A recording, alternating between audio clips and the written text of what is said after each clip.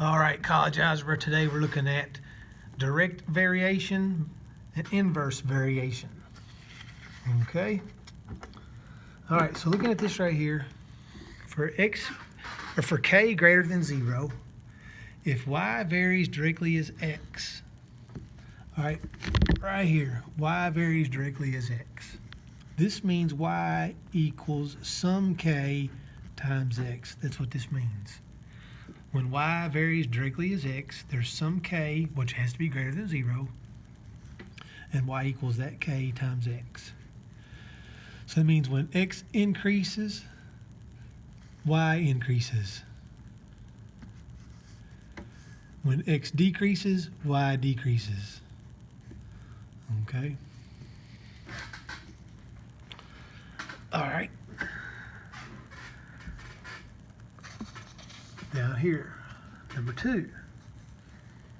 Y varies inversely as x. All right, if y varies inversely as x, that means y equals some constant k divided by x.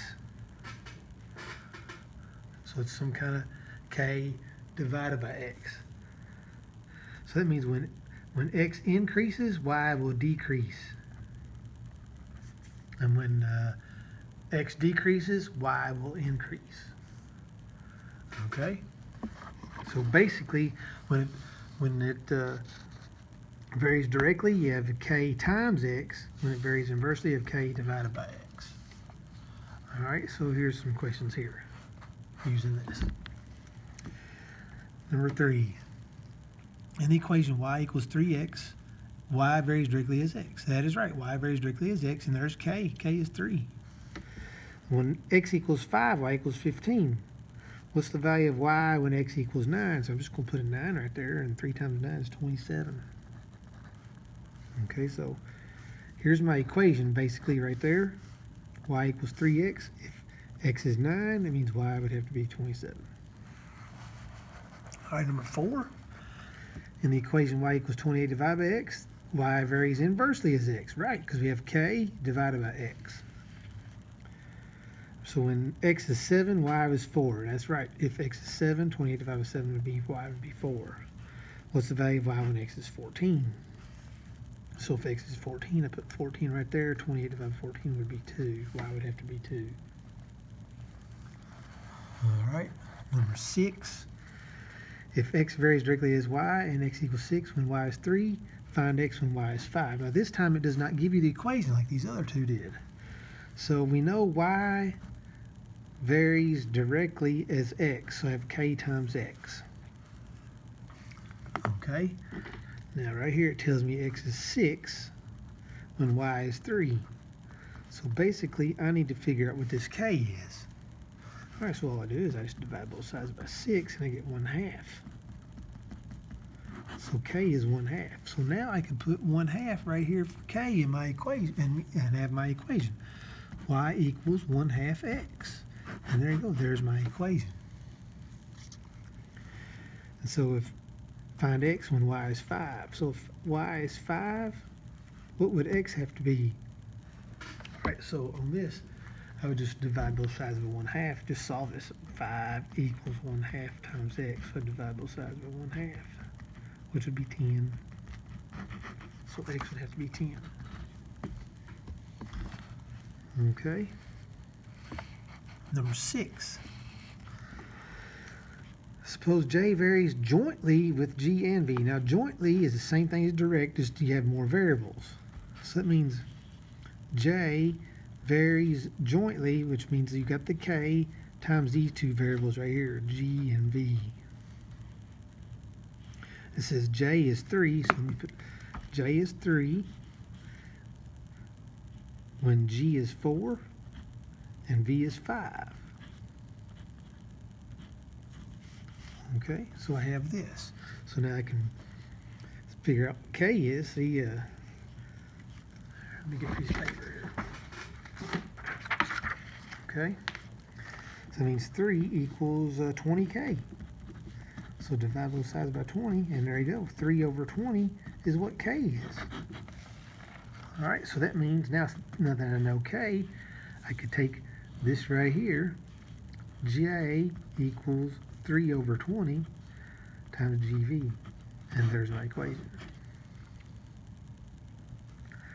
Now, what is J when G is 10 and V is 9? So what's J here when G is 10 and V is 9? So I just, solve this out here. So it's going to be, let's see here, 27 over 2, 13.5. I don't think it wants decimals, though. 27 over 2. This is 27 over 2. Okay. By number 7 here. Okay.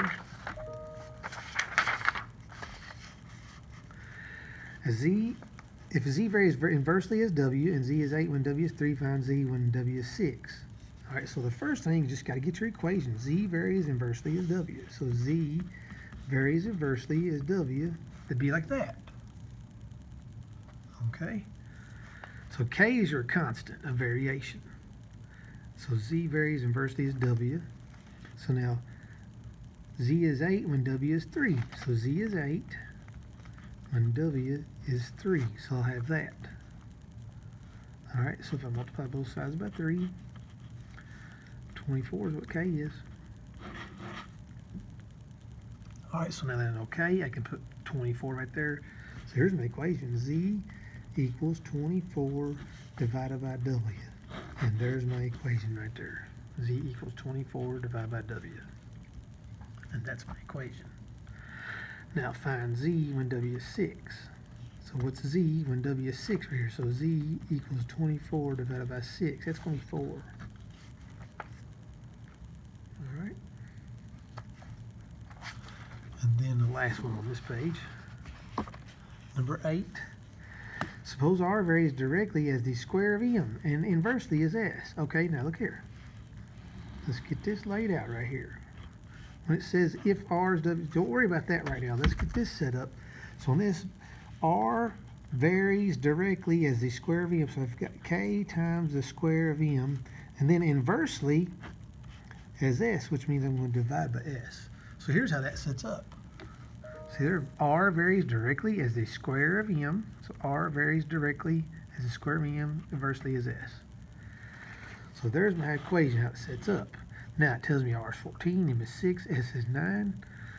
And then find, so once I get to find here, well, let's plug these in and figure out what the K is.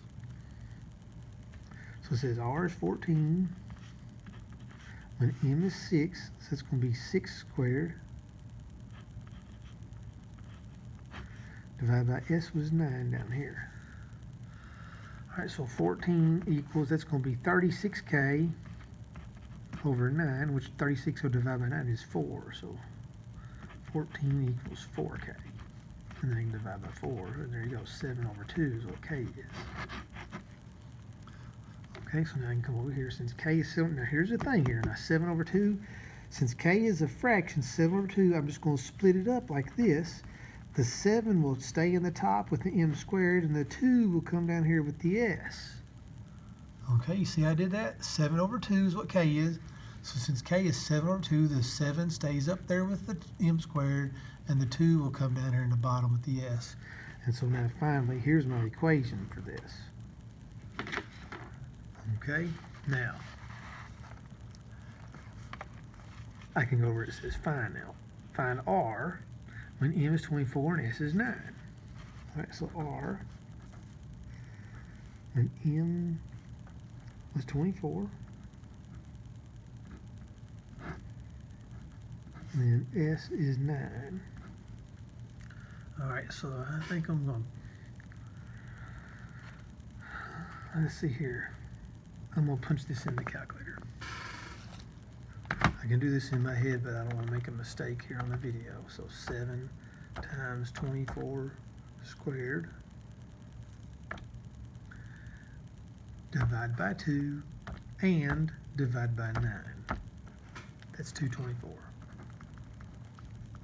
There you go. Now, you practice punching this in, but when you have this, you got 7 times 24 squared, divide by 2, and divide by 9. You got to divide by both of those when you punch it in the calculator, just like I did right here. I don't know if you can see it very good. But you got to divide by both of these down here. There you go, R is 224. All right, number 9 here. Let A be directly proportional to m and n squared and inversely proportional to y to the third. Okay, let's put this right here. So A is going to be directly proportional to m, so I got k times m and n squared, and inversely proportional to y to the third. So there's how it sets up. Okay, so just go through this part right here, and then when it says if, stop and get that set up.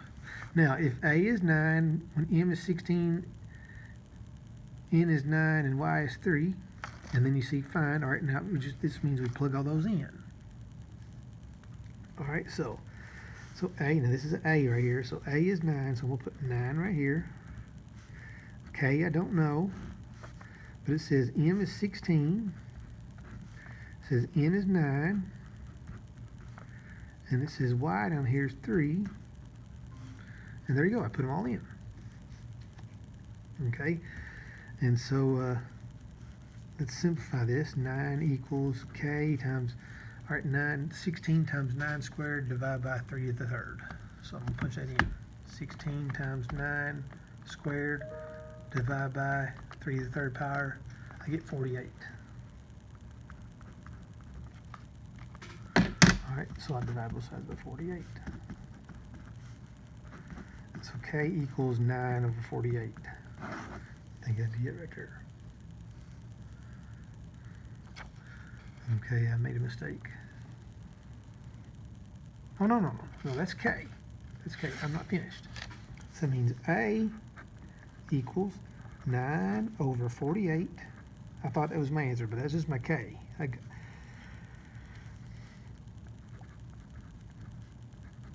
There you go. So just like I did previously. Now here's my equation finally. So I put these numbers in to figure out what k is. So there's what k is. So since it's a fraction, the 9 goes in the top, the 48 goes in the bottom. Okay? Now, find A when m is 5, n is 4, and y is 7. So I'm going to take these values and I'm going to put them in for the m, n, and y. So A equals 9 over 48. Okay? And let's see here. It says m is 5, so this is 5. It says n is 4. And it says y is 7. Okay, and then just punch all this in, figure out what A is. Okay, so let me show you how to punch this in correctly. So I'm going to have 9 times 5 times 4 squared. Okay, then I'm going to divide by 48. I'm going to divide by 7 to the third power. Okay, and then change it to a fraction. Let's see. Is it this one? 15 over 343. And that's right.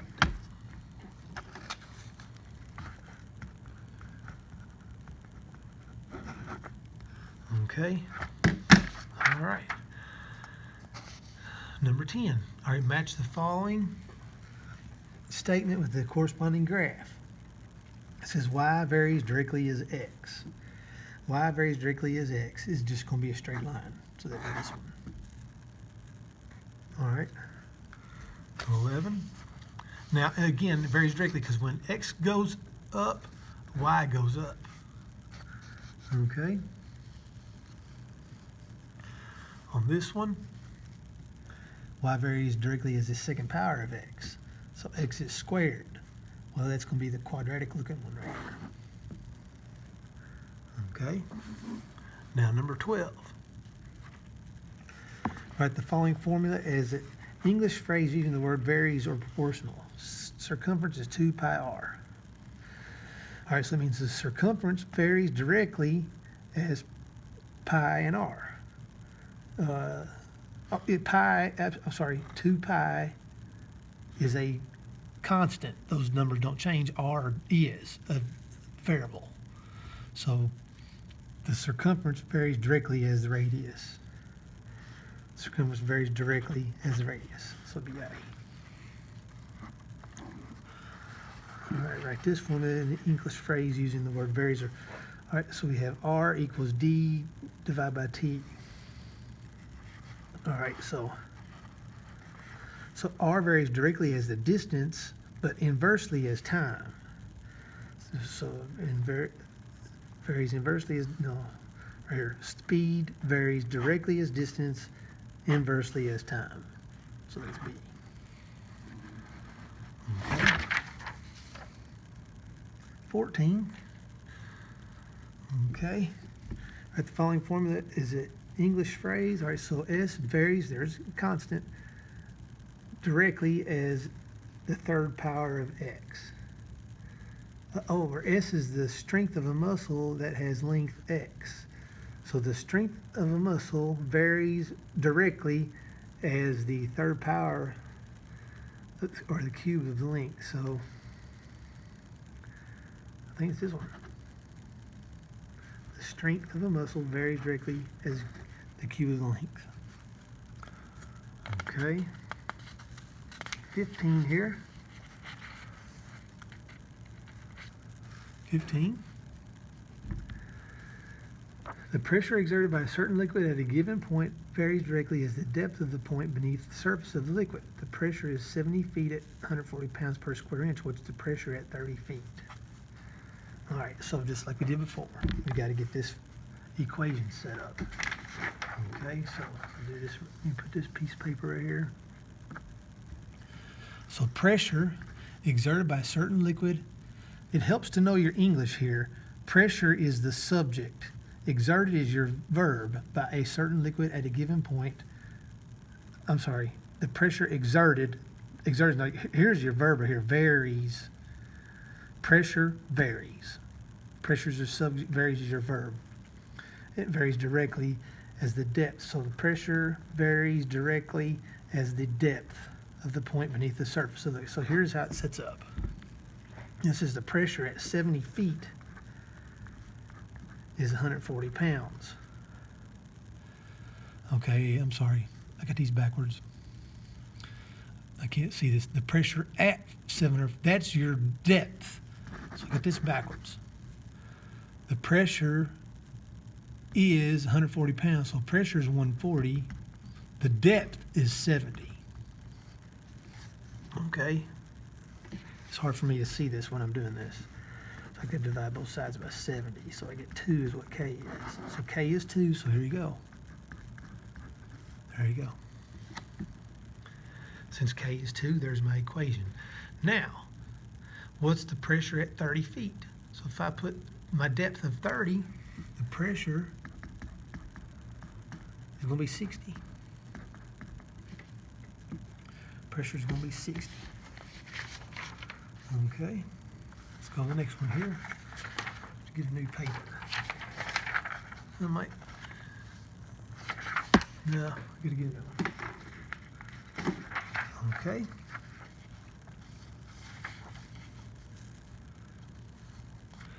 All right, 16 says, the resistance in ohms of a metal wire temperature sensor varies directly as the temperature in degrees in Kelvin.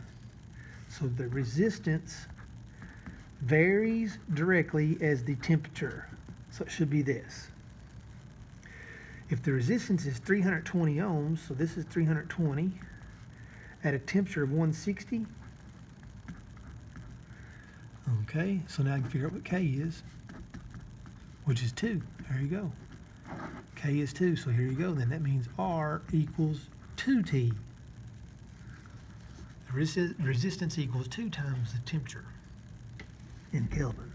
So what's the resistance at temperature of 270? So for my temperature is 270, what's my resistance? Well, it's going to be 540. Okay. So this is 540. Okay. 17.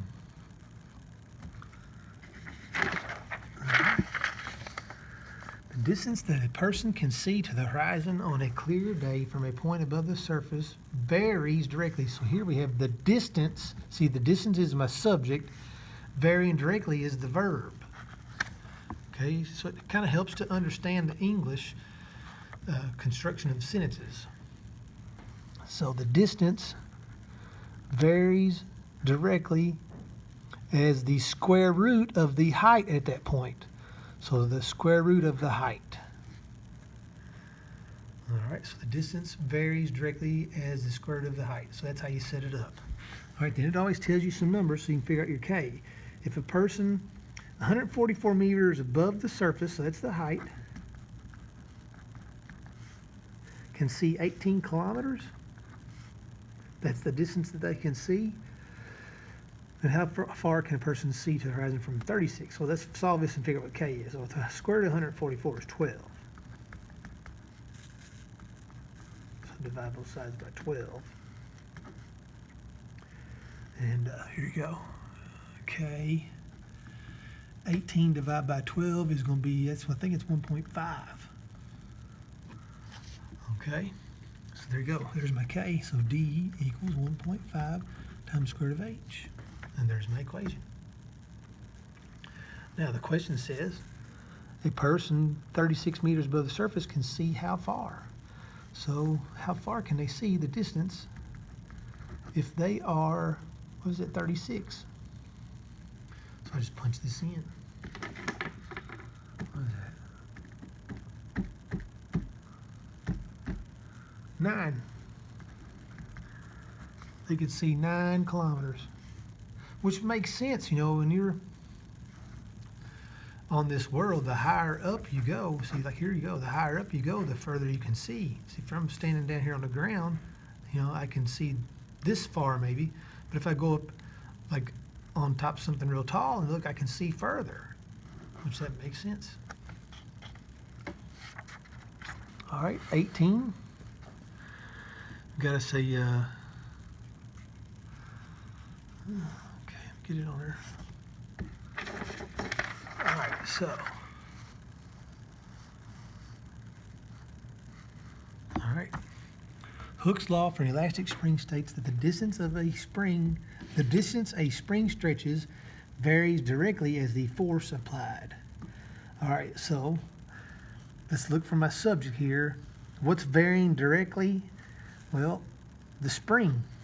The spring varies directly as the force. So there you go. There's your equation, how it sets up. Now let's see if we can figure out the K, and it tells us if the force is 10 pounds, stretches the spring 7 inches, and there you go. Divide both sides by 10. There you go. 7 over 10 is what K is. So that means this spring is going to be 7F over 10. Now, how much will a force of 400 pounds stretch the spring? So the stretch is going to be 7 over 7 times, what was it now? I forgot, 40. Okay, that's going to be 28.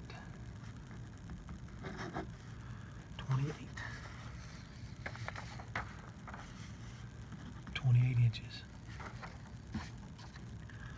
Okay. Let's go up to 19 here.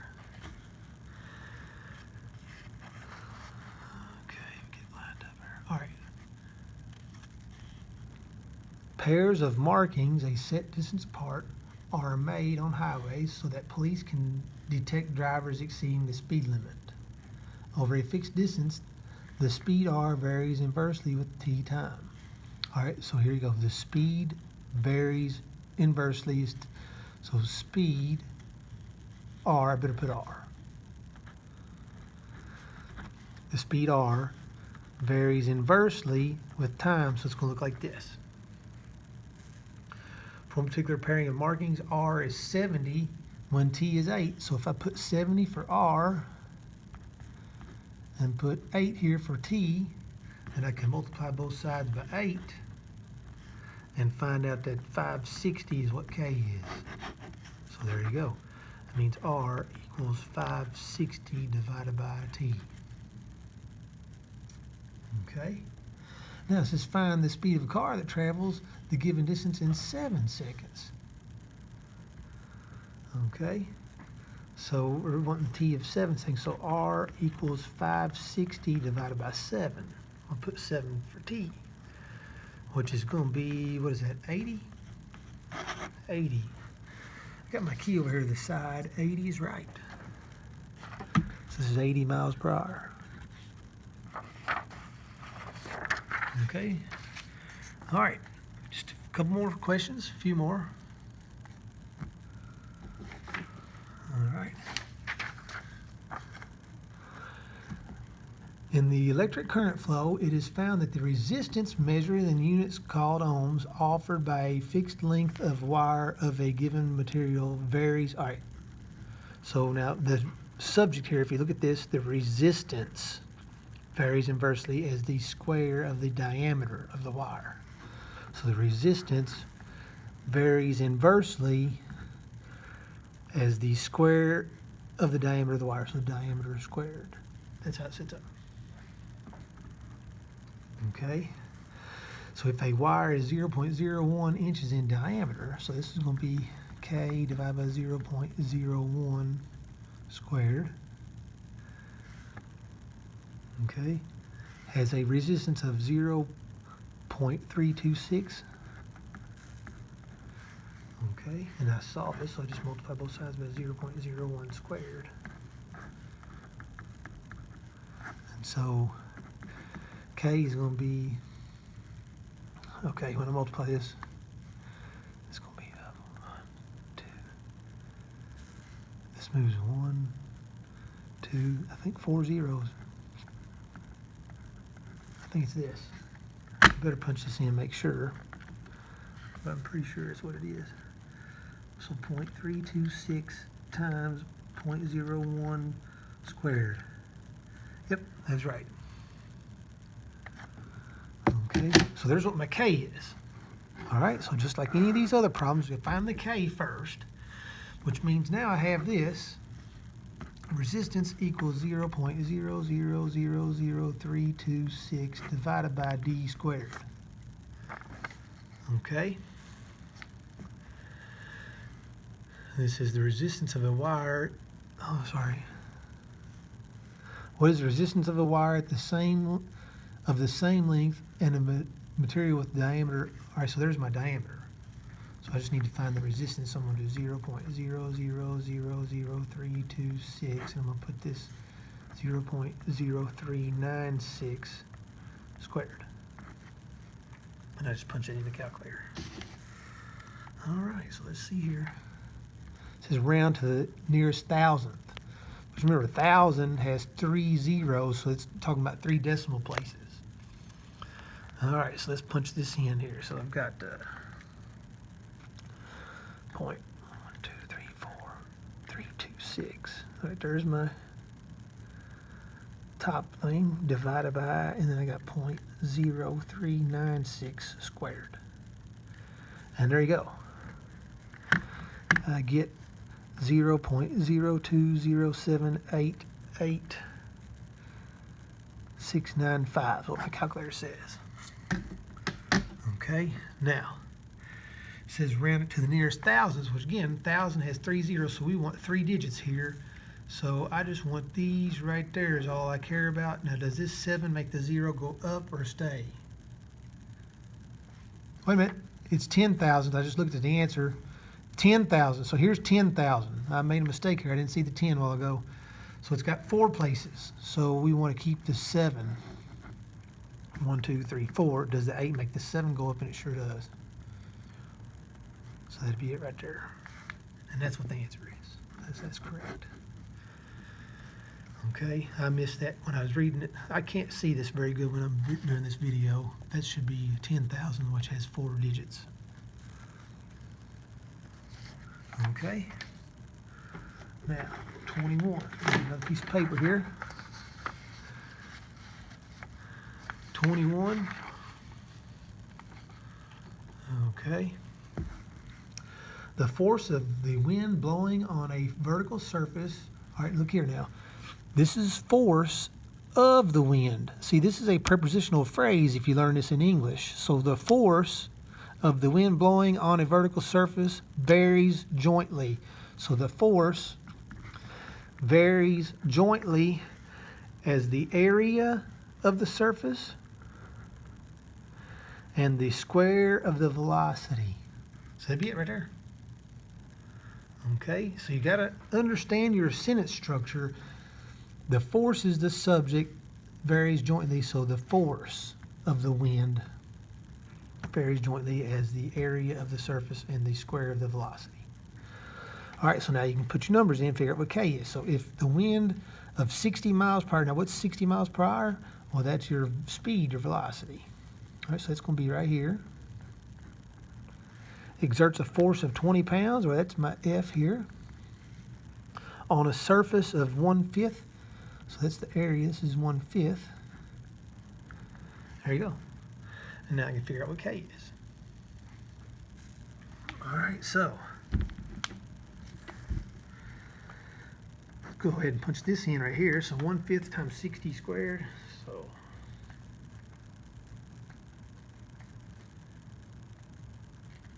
that's 720. So 20 equals 720K. So when I punch this in right here, I get 720. I divide both sides by 720.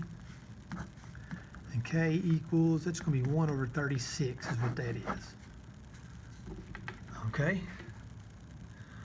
1/36. So now I can come up here with my equation then. F equals 1/36 A V squared. I only have to have the 1 down there. So there's my equation. All right. Now I can take these numbers in to answer the question it's asking. It says right here, a wind of 260 miles per hour will place a force of how much on a surface that's 4 square feet. So the wind force, so the wind speed, 216 miles per hour. The surface area is 4. Okay. The wind speed was 216. And there you go, you just punch it in. So if I punch that in, I've got 4 times 216 squared. Well, shoot. 216 squared divided by 36. 5,184, and that's right. Pounds, 5,184 pounds on the surface of 4 square feet. All right, 22, we're almost done. What happens to y if y varies inversely as x, and x is doubled? Oh, that's a good question. All right, so let's look at this. Y varies inversely as x. Okay? Let's say x is doubled now. So that means y varies inversely as x doubled, so that means it's 2x. So what happens to y essentially here? Well, that means it's halved. 23. Suppose y varies proportionally to x, and x is replaced by 1/3 x. Okay? Now, proportional is the same thing. Y varies proportional to x.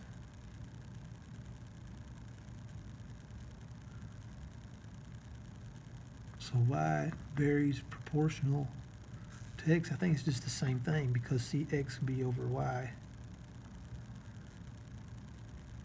So if x is 1/3 x,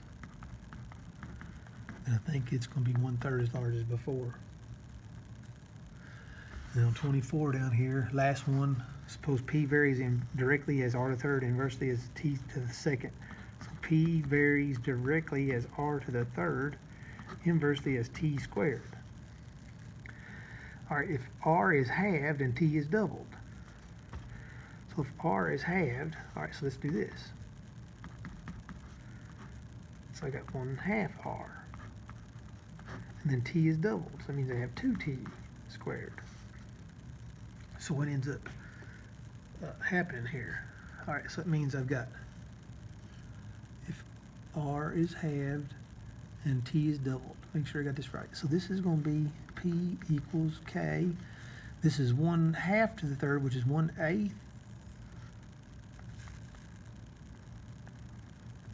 Over, then 2t squared, it's going to be 2 squared would be 4t squared. And then, like I said before, this, since it's a fraction, this 8 will go down to the bottom. Okay, so that'd be K R3, and the 8 will come down here times 4 t squared.